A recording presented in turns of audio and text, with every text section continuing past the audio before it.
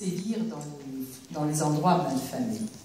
La jeunesse de Buenos Aires, dite de bonne famille, adorait descendre dans les quartiers populaires pour s'amuser et pour draguer. Ils enviaient, ils s'extasiaient devant tous ces noirs qui dansaient sur des rythmes endiablés, bougeant leur corps de manière insolente et qu'ils avaient beaucoup de mal à imiter. C'est ainsi que peu à peu le tango est devenu complètement à la mode et a fini par investir les salons mondains. Aux grandes dames d'ailleurs du pape de l'époque qui considérait que cette danse était vraiment complètement grotesque et répugnante. Alors énervé, exacerbé, il demande à voir. Et il voit.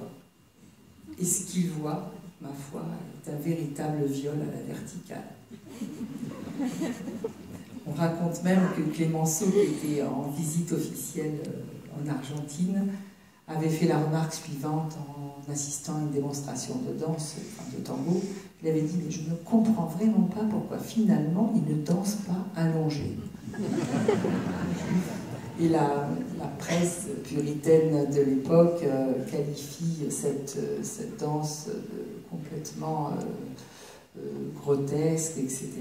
Mais le tango triomphera de toutes ces réactions pudibondes et deviendra le roi des danses de salon d'avant-guerre. Nous allons maintenant vous jouer Don Agustín Bardi.